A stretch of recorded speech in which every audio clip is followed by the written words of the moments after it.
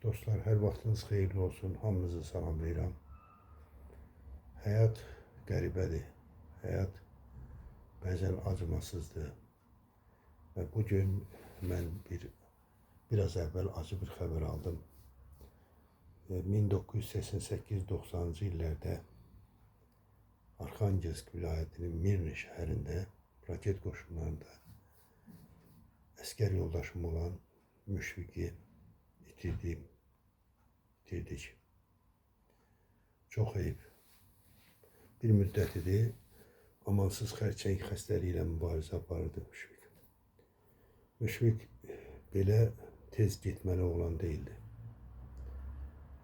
Əlbəttə ki, bizim hər kəsin əskər yoldaşları o çətin günləri bir yerdə keçirdiyi insanlar, dostlar, həm hamı üçün əzizdir, amma Müşfiqin əsas xüsusiyyətlərindən biri onun olduqca vətənpərvər olmaq idi. İstər əskərlik dövründə, istər əskərlikdən sonra onun vətənpərvərliyi o hər addımda göstərirdi. Elə dünyasını dəyişən gününə qədər də belə qaldı. Əskərlik xatirələrimiz onunla çoxdur Müşfiqlə.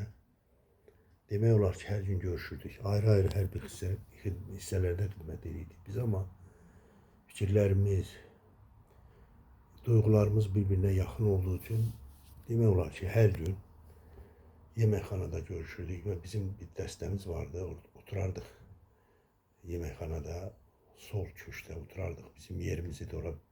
Müşfiqlə biz oturardıq və digərləri, o bir Azərbaycanlılar da, dostlar da gələrdilər, qoşulardılar bizə, fikirlər söyləyərdik.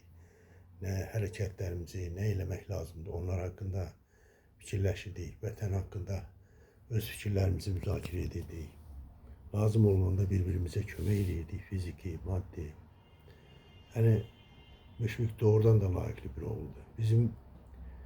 Əslində bizim anadan doğulduğumuz rayonlar bir-birinə bir xeyli uzaqdır. Mən Laçınlı, Müşfiq Göyçaylı, amma dediyim kimi insani xüsusiyyətlərimiz, xüsusilə vətənpərvərlik mövzusunda üst-üstə düşdüyü üçün Müşfiqlə olduqca yaxın, səmimi bir dost idik.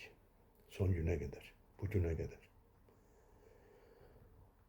Yadımdadır 1991-ci ildə hələ bu erməni dığaları təzə-təzə qızışan vaxtı Laçında gərginlik vardı. Mən də o vaxtı əlimizdə silah olmasa da düşmənə qarşı mübarizə aparırdıq. Mitinglər və s. toplanışlar qatılırdıq. Müşfiq əlbəttə ki, bunu bilirdi. Bir gün evdəydim. O vaxtı mobil telefon yoxdur, bilirsiniz. Bir də gördüm, ev telefonuma zəng gəldi. Danışan Müşfiq idi. Həyəcanlı, olduqca həmişə kimi, Rıza, dözə bilmirəm. Orada əgər imkan varsa mən gəlmək istəyirəm, sizlə vətən keşiyində dayanmaq. Postlarda hara lazımdır, gedək. Bu murdar düşmənə qarşı mən artıq burada Göyçayda otura bilmirəm, gəlmək istəyirəm. Mən bilirdim ki, o bu sözləri ürəkdən deyir, səmimi deyir. Çünki onu tanıyırdım. Dediyim kimi, dünyasını dəyişən günə qədər də o elə bir oğul olaraq qaldı. Bundan sonra da mənim qəlbimdə yaxşı bir dost, layiqli bir vətənpərvər, layiqli bir Azərbaycan oğlu kimi qalacaq. Müşfiqi itirmək çox ağırdı. Söz tapa bilmirəm, amma ona rəhmət oxumaq, rəhmət diləməkdən başqa əlimizdən bir şey gəlmir.